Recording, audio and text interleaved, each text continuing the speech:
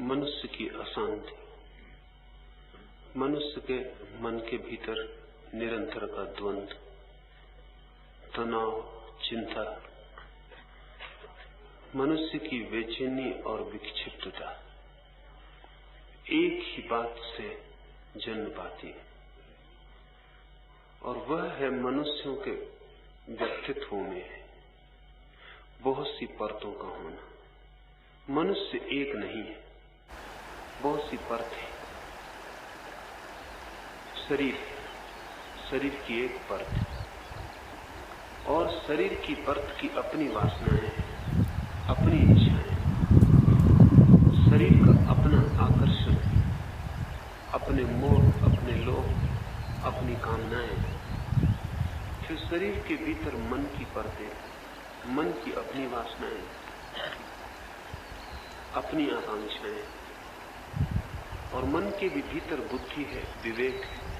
उस विवेक की कामना बिल्कुल भिन्न है, और इन तीनों परतों की वासनाओं में आपस में बड़ा विरोध है। शरीर कहता है कुछ करो, मन कहता है कुछ और करो, विवेक सुझाता है कुछ और तब मनुष्य के भीतर एक भीड़ हो जाती, संघर्ष की, एक उपद्रव, एक अराजकता हो जाती। अगर मनुष्य केवल शरीर होता तो कोई अशांति न होती। अगर मनुष्य अकेला मन होता तो भी कोई अशांति न होती।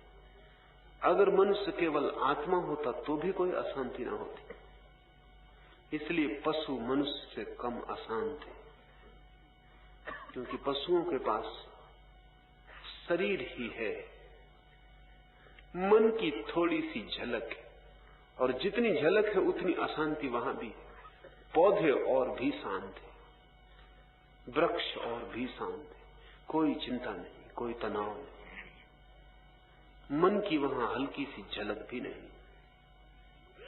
मनुष्यों में भी जितना विचारशील व्यक्ति होगा उतना अशांत हो जाए, जितना बुद्धिहीन व्यक्ति होगा उतना कम अशांत होगा। इसलिए जैसे जैसे शिक्षा बढ़ती है, विचार की क्षमता बढ़ती है, बुद्धि तीव्र होती है, वैसे वैसे अशांति बढ़ती है। अमेरिका में पागलों की संख्या सर्वाधिक है। उससे आप प्रसन्न मत हो, उससे आप ये मत सोचना कि हम बड़े सौभाग्यशाली। उसका कुल अर्थ इतना है कि अमेरिका आज बुद्धि के जगत में सर्वाधिक विकसित है।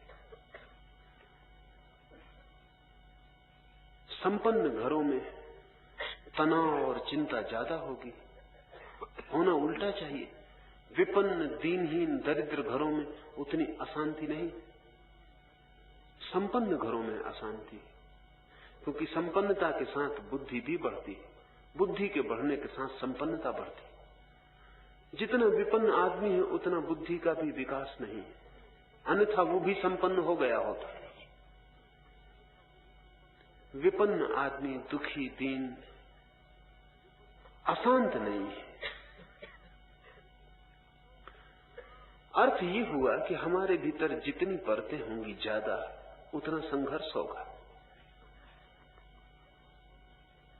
अकेला शरीर में कोई जी सके तो विक्षिप्त होने का कोई कारण नहीं, लेकिन अकेले शरीर में आप जी नहीं सकते।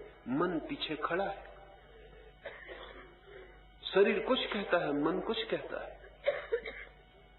आप भोजन कर रहे हैं, शरीर कहता है पेट भर गया, मन कहता है स्वादिष्ट, थोड़ा और लिया जा सकता है। बुद्धि कहती है नासमझी कर रहे हो, क्योंकि ये रुग्णता का कारण होगा, बीमारी बढ़ेगी। 3 परतें हो गई, कलह भीतर शुरू हो गई। शरीर कोई नीति नियम नहीं मानता। शरीर तो ठीक पशु जैसा है,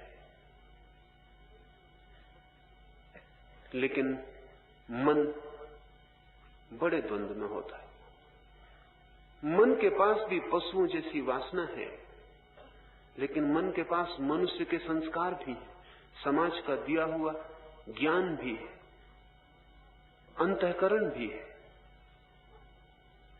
भूख लगी है, शरीर तो कहेगा चोरी कर लो, कोई हर्ज नहीं, क्योंकि शरीर के तल पर कोई हर्ज होता भी नहीं। लेकिन मन बेचैनी अनुभव करेगा। अहंकार कहेगा कि अगर चोरी करते पकड़ लिए गए बदनामी होगी। मन ये कहेगा कि अगर चोरी ही करनी है तो इस ढंग से करो कि पकड़े न जाओ। लेकिन भीतर बुद्धि है और भी गहरे में, वो कहेगी इससे कोई संबंध नहीं कि तुम पकड़े गए या नहीं पकड़े गए, चोरी की कि गलत हुआ।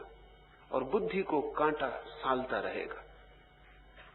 न भी पकड़े गए तो भी बुद्धि पीड़ा पाएगी कि बुरा हुआ। मनुष्य की अशांति है उसके बहुत परतों में बटे होने के कारण। इस बात को ठीक से समझ लें तो दूसरी बात समझने में आसान हो जाएगी। वो दूसरी बात यह है कि जिस तल पर उपद्रव होता है उसी तल पर आप उसी तल की शक्ति से उस उपद्रव को शांत नहीं कर सकते। उससे ऊंचे तल पर उससे बड़ी शक्ति के द्वारा उपद्रव शांत हो सकता है। अगर शरीर के तल पर कठिनाई है तो शरीर ही उसे हल करने में समर्थ नहीं, उसे मन हल कर सकता है। और अगर मन के तल पर कठिनाई है तो मन ही उसे हल करने में समर्थ नहीं, उसे बुद्धि हल कर सकती। और अगर बुद्धि के तल पर कोई कठिनाई है तो बुद्धि उसे हल करने में समर्थ नहीं, उसके लिए तो आत्मा के निकट ही पहुंचना पड़ेगा।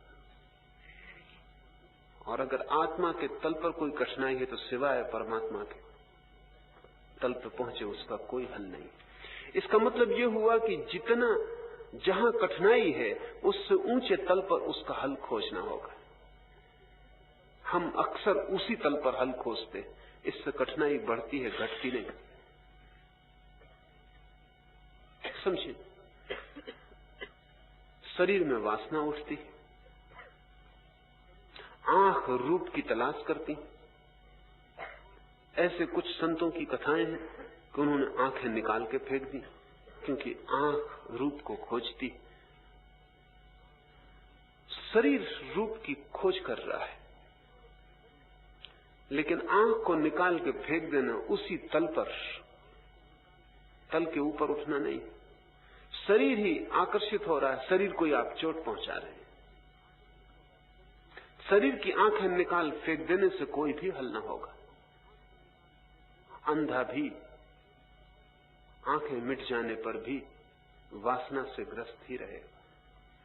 शायद आंखें होती तो इतना ग्रस्त ना होता। आंखें खो जाने से और भी कठिनाई बढ़ जाएगी। अनेक परंपराओं ने कहा है कि जो अंग कष्ट दे उन्हें काट देना। आप जान के हैरान होंगे, रूस में ईसाइयों का एक बहुत बड़ा संप्रदाय है जो जनेंद्रियां काट देता था।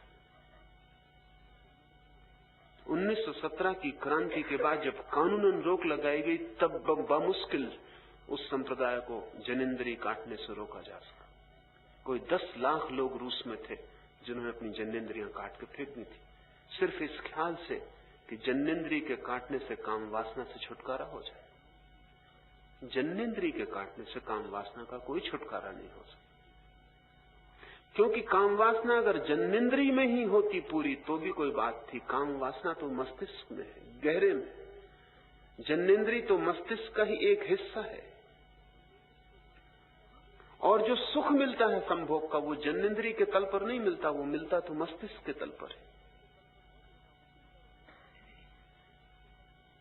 आपको ज्यादा भोजन में रस है तो लोग उपवास कर लेते, लेकिन उसी तल पर यहां जबरदस्ती भर रहे थे शरीर में, आप जबरदस्ती रोक लेते, लेकिन तल नहीं बदलता।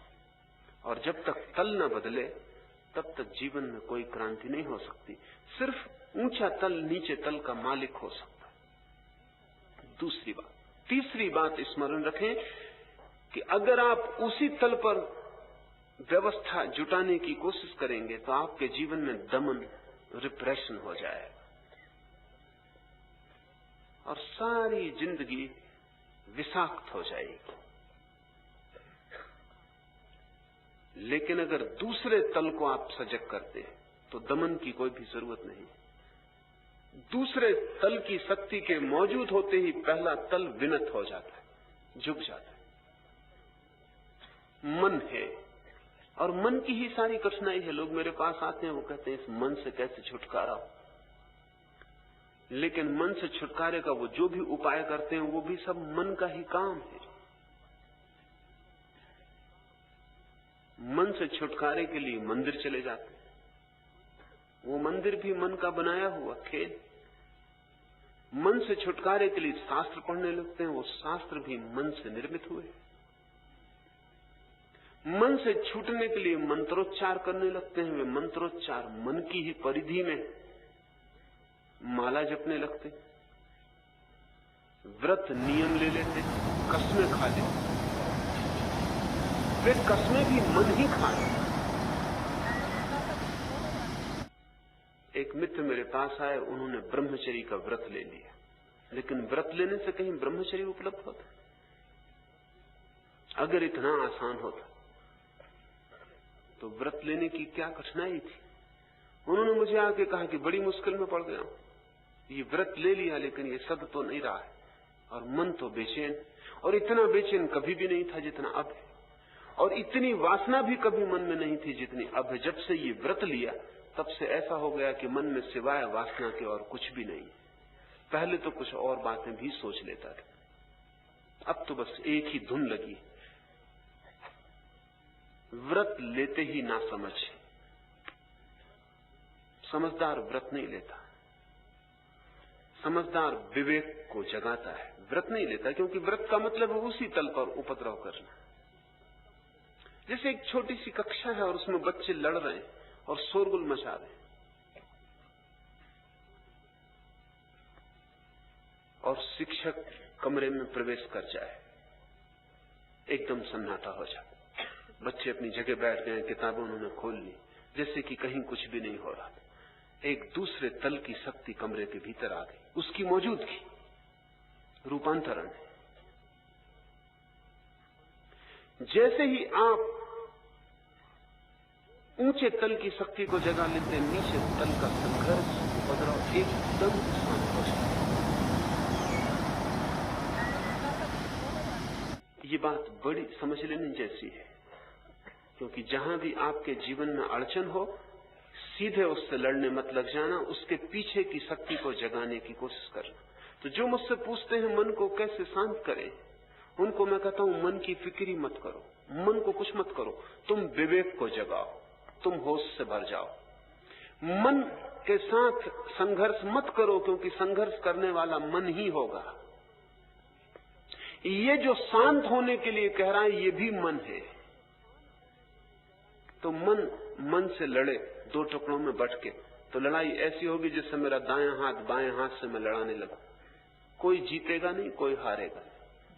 और मेरी मौज है, जब चाहूं तो बायों को ऊपर कर लूं, जब चाहूं तो दाएं को ऊपर कर लूं। दोनों मेरे हाथ है और दोनों में मेरी ही शक्ति प्रवाहित है। जीत हार का कोई उपाय नहीं। कभी मैं चाहूं तो बाएं हाथ के साथ अपना तादात्म्य कर लूं कि मैं बायां हाथ हूं, और कभी चाहूं तो दाएं के साथ तादात्म्य कर लूं कि मैं दायां हाथ हूं। तो कभी आप मन के उस हिस्से से राजी हो जाते हैं जो वासना से भरा है, और कभी मन के उस हिस्से से राजी हो जाते हैं जो व्रत, संकल्प, साधना की बातें सोच रहा है। ये बदलता रहता है, घड़ी के पेंडुलम की तरह। एक क्षण ये, दूसरे क्षण वो, क्योंकि दोनों हाथ आपके। संघर्ष के तल के ऊपर, पीछे, गहरे में कोई तत्व खोजना जरूरी, जो जाग सके। विवेक बुद्धि का सार है। विवेक का अर्थ है एक प्रकार की सजगता, एक तरह का होश, कार्य में, विचार में एक तरह की सावधानी, एक तरह का सतत स्मरण, अवेयरनेस। आप रास्ते पर चल रहे हैं, चलना यांत्रिक है, चलना आपको पता है कैसे चला जाता है, शरीर चलता चला जाता है। आपको कोई होश रखने की जरूरत नहीं कि आप चल रहे हैं, कि पैर उठाया जा रहा है, श्वास ले रहे हैं, श्वास चलती चली जाती है, यांत्रिक है। श्वास के लिए आपको कुछ करने की जरूरत नहीं, होश बिल्कुल आवश्यक नहीं है, लेकिन आप श्वास पूर्वक भी होश पूर्वक भी श्वास ले सकते। बुद्ध ने अपनी पूरी साधना श्वास और होश के ऊपर आधारित की थी। बुद्ध कहते थे अपने भिक्षुओं को कि तुम अगर होश पूर्वक श्वास लेने लगो तो सब ठीक हो गया। इतनी सरल बात और सब ठीक हो जाए, ये सरल ऊपर से दिखती है, भीतर बहुत जटिल है। और ऊपर सरल दिखती है वैसे जैसे बिजली का बटन दबाएं और हजारों बल्ब जल जाएं। कोई पूछे कि जरा सा ये बटन और इसको दबाने से हजारों बल्ब कैसे जल सकते? बटन तो दिखाई पड़ता है, भीतर तारों का बड़ा जाल है, वो दिखाई नहीं पड़ता, वो छिपा है। होश सरल सी बात है लेकिन अति कठिन। बुद्ध कहते हैं तुम सिर्फ अपनी श्वास को होश पूर्वक लेने छोड़ने लगो, बस। क्या हो जाएगा इतने से? इतने से सब कुछ हो जाता, क्योंकि भीतर का तत्व जो विवेक है वो जगने लगता है। वो किसी भी प्रक्रिया के द्वारा जगाया जा सकता है। कोई भी प्रक्रिया आप होशपूर्वक करने लगे, आपकी बुद्धि सजग होने लगेगी, और जैसे ही बुद्धि सजग होती मन शांत होने लगता है।